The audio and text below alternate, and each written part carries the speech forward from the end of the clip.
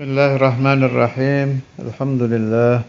Allahumma salli ala sayyidina Muhammad wa ala ali sayyidina Muhammad, amma ba'd. Al-hadithu tasi'a asyara. Hadis ke-19. An Abil Abbas Abdullah ibn Abbas radhiyallahu anhuma qala kuntu khalfan nabiy sallallahu alaihi wasallam yawman faqala يا غلام إني أعلمك كلمات احفظ الله يحفظك احفظ الله تجده تجاهك إذا سألت فاسأل الله وإذا استعنت فاستعن بالله واعلم أن الأمة لو اجتمعت على أن ينفعوك بشيء لم ينفعوك إلا بشيء قد كتبه الله لك وإن اجتمعوا على أن يضروك بشيء لم يضروك إلا بشيء قد كتبه الله عليك رفعت الأقلام وجفت الصحف رواه الترمذي وقال حديث صحيح وفي رواية غير الترمذي احفظ الله تجده أمامك تعرف إلى الله في الرخاء يعرفك في الشدة واعلم أن ما أخطأك لم يكن ليصيبك وما أصابك لم يكن ليخطئك واعلم أن النصر مع الصبر وأن الفرج مع الكرب وأن مع العسر يسرا. Hadis 19 dari Sayyidina Abdullah bin Abbas Habril Ummah radhiyallahu anhuma, pakaianhuma, sebab anak dan bapak sama-sama sahabat. Sayyidina Abdullah bin Abbas ahli tafsir, ahli ta'wil, dari sahabat Nabi Muhammad SAW. Beruntung mendapat doa Nabi di waktu beliau masih kecil. Wa du'a'u Rasulillah sallallahu alaihi wasallam mustajab. Doanya Nabi buat Sayyidina Abdullah bin Abbas, Allahumma faqihhu fid din wa 'allimhu at-ta'wil, ya Allah. Da'a lahu Rasulullah sallallahu alaihi wasallam.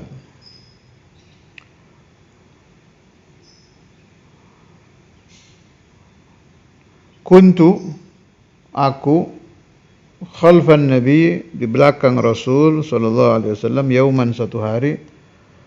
Faqal, Rasulullah bersabda. Ini menunjukkan bahwa Nabi Muhammad sallallahu alaihi wasallam itu tidak hanya mengajar sahabat-sahabat yang sudah dewasa, tapi yang kecil pun diajari oleh Nabi. Banyak di hadis-hadis itu percakapan Nabi Muhammad SAW dengan anak-anak kecil. Saya kira sudah ada min ulama ina yang mengumpulkan. Cari aja itu, kalau ada yang ke Mesir titip aja itu kumpulan hadis-hadis Nabi buat anak-anak kecil itu. Biasanya dokter-dokter yang ngumpul-ngumpulkan itu. Salah satunya ya ini, hadis yang terkenal itu. Sebab ada di Arba'in Nawawi. Ya ghulam, kalau saya punya paham juga, Nabi SAW itu kan Sayyidul Mukasyifin, ya jelas.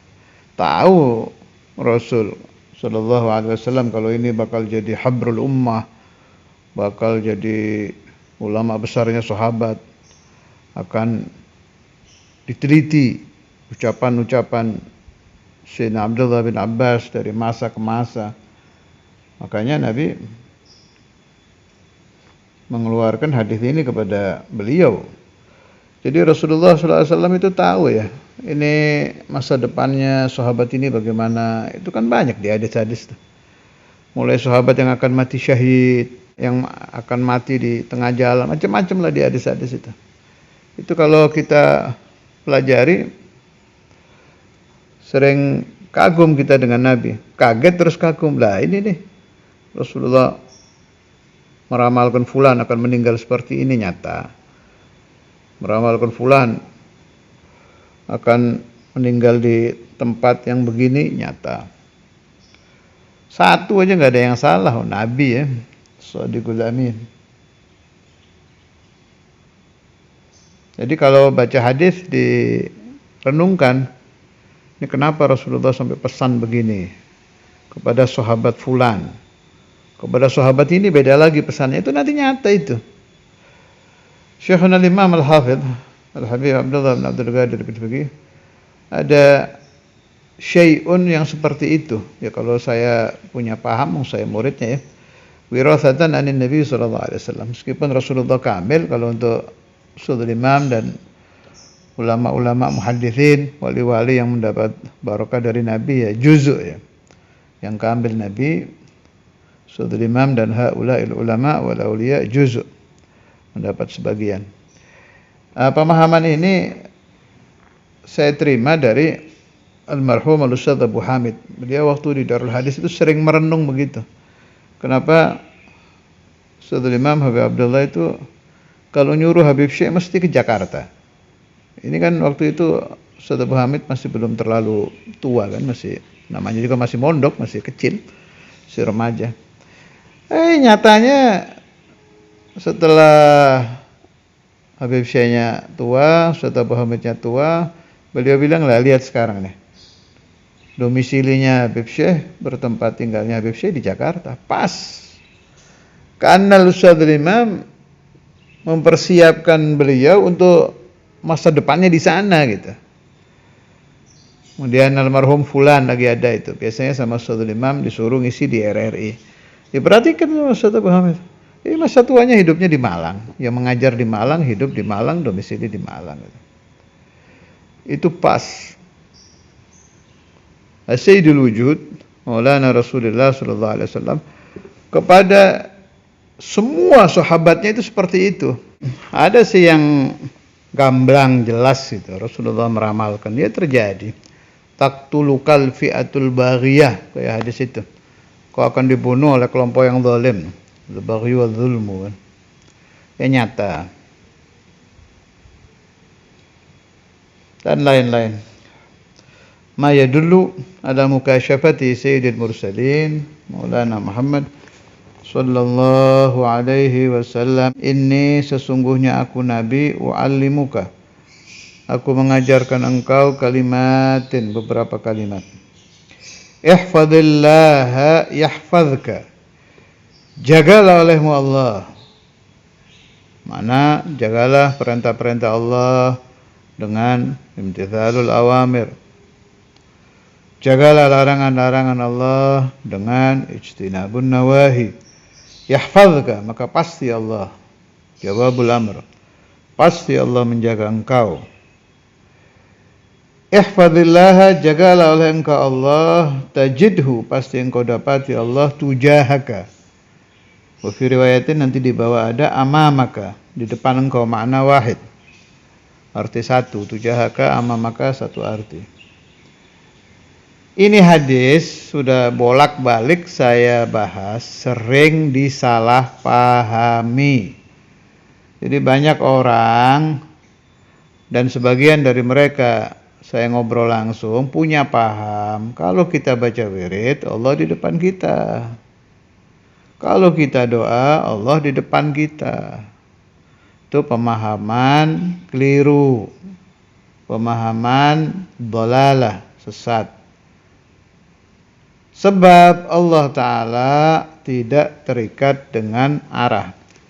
Ingat-ingat ya, arah, waktu. Ini yang mulazamah dengan hal-hal ini kita dan makhluk apapun. Kita, jin, malaikat, setan, arsy, kursi, farash, nar, surga, jannah, neraka, nar, apa saja. Itu terikat dengan waktu, terikat dengan arah, kan pasti surga di mana? Nah, menunjukkan ada tempatnya kan. Surga itu di atas apa di bawah? Di depan apa di belakang? Sebelah kanan apa? Sebelah kiri apa? Manusia ya begitu.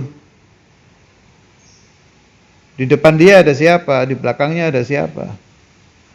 Nah, itu semua lawazimul makhluk, mulazamah dengan semua makhluk Allah.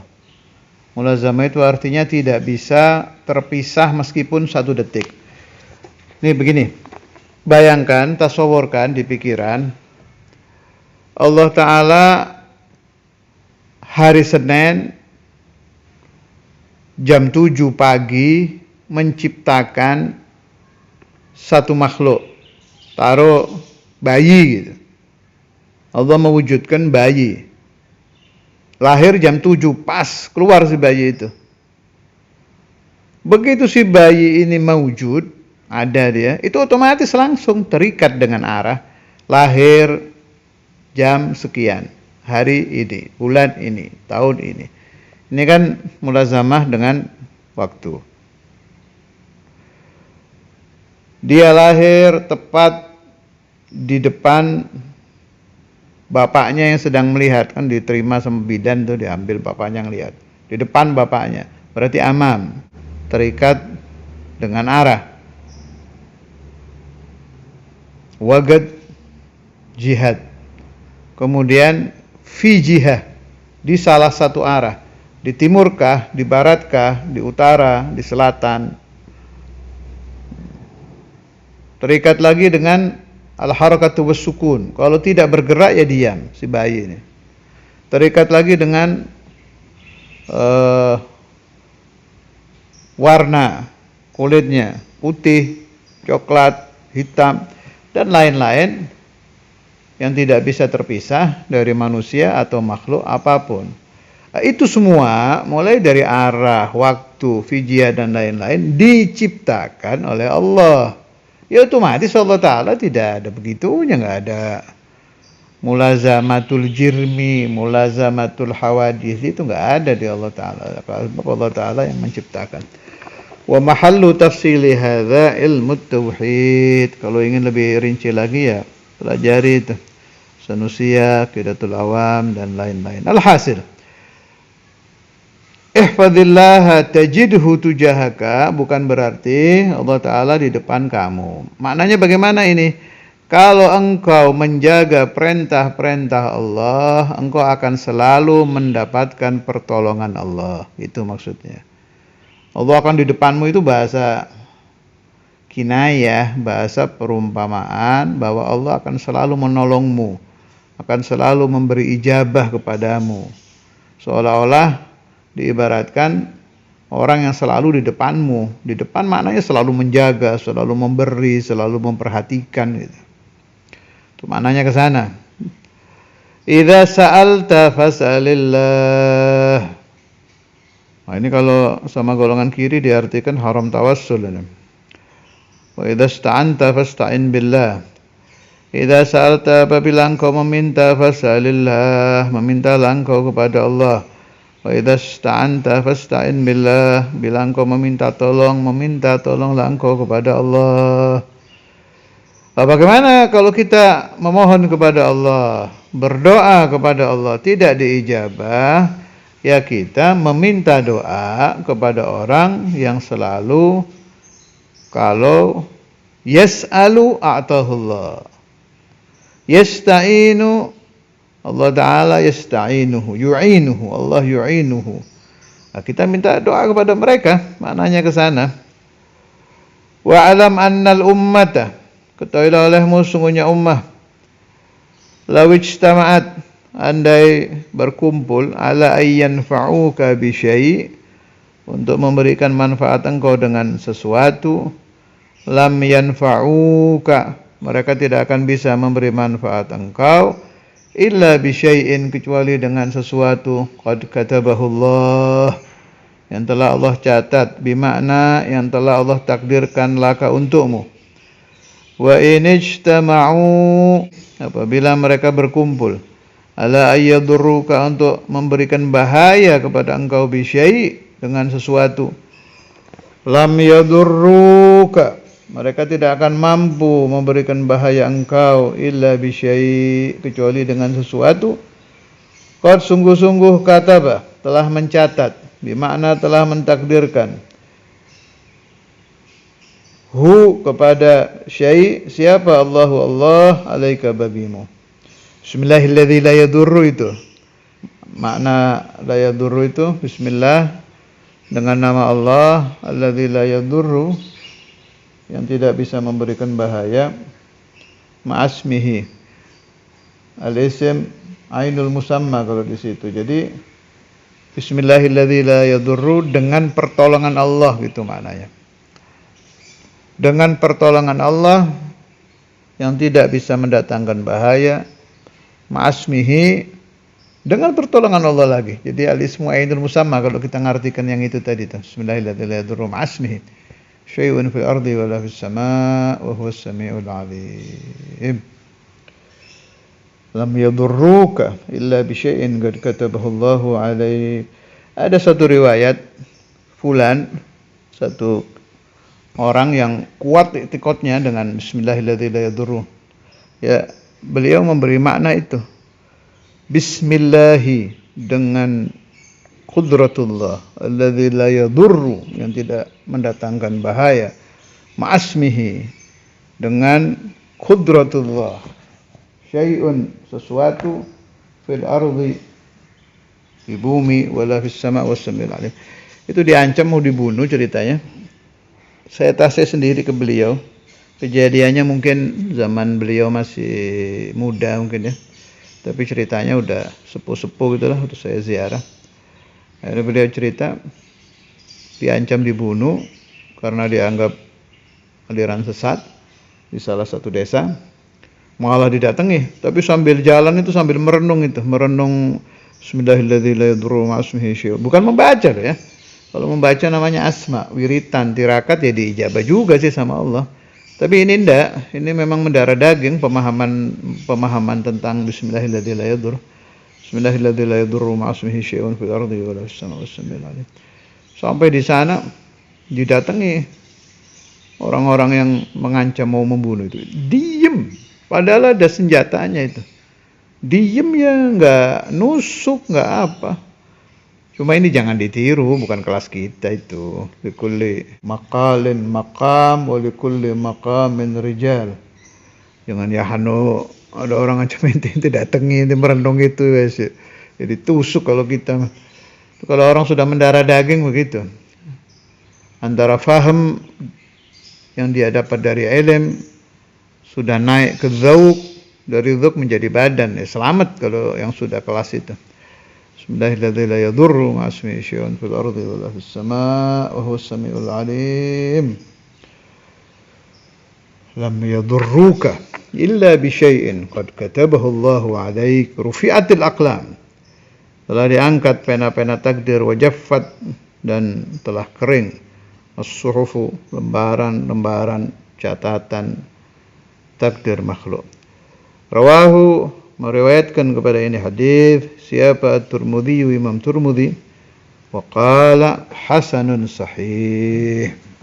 Wa fi riwayati ghairi Tirmidzi, dalam riwayat selain Imam Tirmidzi, lafaz hadisnya, ihfad, jagalah olehmu Allah, tajidhu, pasti engkau dapati Allah, maka di depanmu, ta'arraf, kenalilah olehmu, ilallahi, Allah, atau kenallah engkau kepada Allah, firraha, di waktu senang, di masa lapang, ya'rifka, pasti Allah akan mengenalmu, fisyiddah, di masa sulit, di masa berat.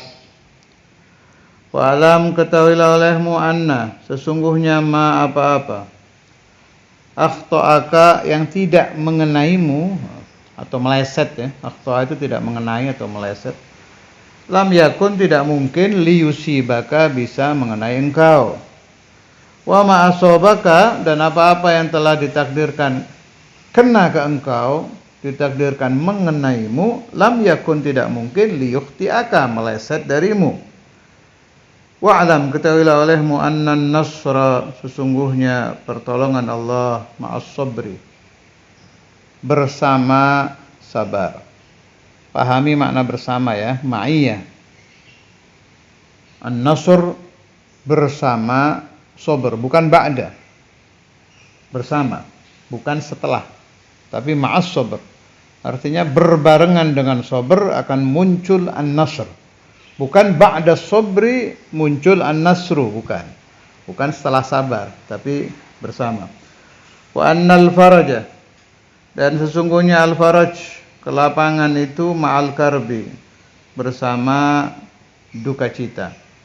Wa anna ma'al usri yusra, dan sesungguhnya bersama usur, kesulitan, yusra, ada kemudahan.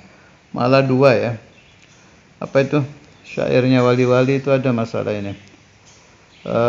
Idza ishtaddat bikal balwa. Saya dengar syair ini dari Sayyidul Walid Al-Habib Ahmad bin Abdullah Al-Attas bin Hil. Waktu saya ziarah ke rumah beliau. Idza ishtaddat bikal balwa fafakkir fi alam nashrah fa'usrin baina yusraini idza fakkartahu tafrah. Idza ishtaddat, apabila sangat, bikal balwa, musibahmu, fafakkir, maka merenunglah engkau surah Alam Nashrah. Karena ada inna ma'al usri yusra, itu diulang 2 kali kan. Bismillahirrahmanirrahim. Alam nashrah laka sadrak wa wada'na anka wizrak alladzi anqadha dhahrak wa rafa'na laka dzikrak fa inna ma'al usri yusra inna ma'al usri yusra. Fa usrin baina yusrain, maka kesulitan di antara dua. Jadi usur satu kesulitan, Allah kasih yusraini, 2 kelapangan. Jadi bukan usur satu yusur satu, ndak. Usrun satu dapat yusraini. Fa usrin baina yusraini idza fakkartahu tafrah. Fa usrin, maka usur, kesulitan, baina yusraini, antara 2 kalimat yusur, idza fakkartahu, apabila engkau renungkan, tafrah, engkau akan bahagia. Untuk menambah pemahaman tentang rufi'atil aqlamu wa jaffatis suhufu. Jadi catatan takdir, Lauhul Mahfuz, maksudnya ini kan Lauhul Mahfuz nih, itu semua pasti terjadi, nah.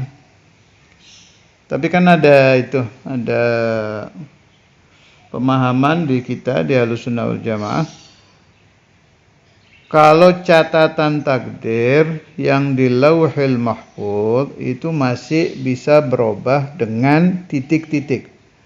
Titik-titiknya itu 1 doa, 2 sedekah, dan apapun yang ada di hadis-hadis Rasulullah sallallahu alaihi wasallam, silaturahim dan lain-lain lah. Itu masih bisa merubah catatan Lauhul Mahfuz. Dan itu bukan takdir, catatan takdir. Dibedakan antara takdir Allah dengan catatan takdir. Kalau Lauhul Mahfuz itu catatan takdir, bisa berubah kalau Allah menghendaki. Yamhullahu ma yasha'u wa yuthbitu wa indahu ummul kitab. Apa ada takdir yang tidak berubah? Ada, yaitu yang takdir yang fi ilmillahi azza wa jalla, yang fi ilmillahi ta'ala. Bimakna fi ilmillah itu artinya yang diketahui Allah. Maksudnya bagaimana? Allah Ta'ala sebelum menciptakan alam, Allah kan sudah tahu nanti ini bagaimana. Termasuk ada orang berdoa, kemudian catatan Lauhul Mahfuznya dirubah, Allah juga sudah tahu. Ilmullah yang sebelum Allah Ta'ala menciptakan alam ini yang tidak akan berubah.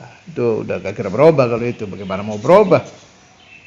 Itu dari alimahullah, Allah Ta'ala yang tahu sebelum menciptakan alam itu, la yataghayyaru wa la yatabaddal abadan, tidak akan berubah sama sekali. Kalau catatan Lauhul Mahfuz, na'am, bisa berubah berdoa. Ada yang berkata, ya sudah, kalau memang takdir yang fi ilmillah tidak akan berubah, kalau saya takdirnya menjadi ahli maksiat, untuk apa saya berusaha menghentikan maksiat? Dijawab oleh ulama, dari mana kamu tahu kalau kamu ditakdirkan Allah menjadi ahli maksiat? Wong 1 detik ke depan aja kita nggak tahu. Saya ulangi, ini kunci untuk memahami tentang orang-orang yang beralasan istiqomah di dalam dosa, pakainya alasan takdir. Jawabnya begini, ulama yang menjawab ini. Dari mana kamu tahu kalau kamu ditakdirkan Allah Ta'ala seumur hidup akan maksiat? Detik kedua, hari kedua, minggu kedua, bulan kedua, tahun kedua, ini majhul, nggak ada yang tahu illallah azza wa jalla. Dan sengaja kita tidak diberitahu oleh Allah Ta'ala. Kenapa? Untuk muncul husnudzan billah, atau munculnya su'udzan billah. Masa depan itu kan gelap tuh. Kita tidak tahu kita ke depan ini menjadi orang baik apa orang ahli maksiat, orang baik apa orang jahat, nggak jelas ini.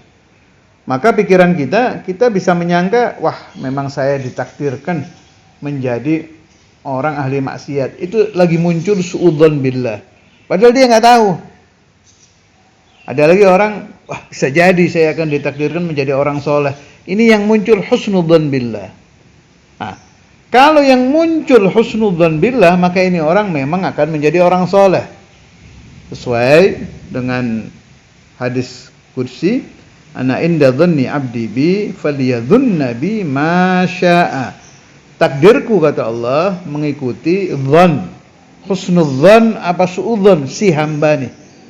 Al-abad, hamba, husnudzan billah apa suudzan billah. Kalau husnudzan billah, maka takdirnya dia akan menjadi baik, menjadi orang soleh. Kalau suudzan billah, maka takdirnya dia menjadi orang ahli maksiat. Sengaja dihijab, disetir, ditutup oleh Allah Ta'ala agar muncul salah satu di antara dua ini. Munculnya husnudzan apa suudzan. Karena itu kita didorong oleh Rasulullah SAW, sampai-sampai Nabi bersabda, khoslatani laisa fauqahuma syai'un minal khair. Tidak ada yang lebih baik dari dua sifat ini. Apa? Husnudzan billah wa husnudzan bi ibadillah. Jadi baik sangka kepada Allah Ta'ala itu sampai sama Rasulullah SAW dikatakan, disabdakan, tidak ada yang lebih baik daripada khoslah, daripada sifat husnudzan billah. Nah, kalau orang sudah bisa husnudzan terus kepada Allah Ta'ala seumur hidupnya, maka takdirnya akan menjadi orang baik. Sallallahu alaihi wasallam Muhammad wa ala alihi wasallam walhamdulillahi rabbil alamin.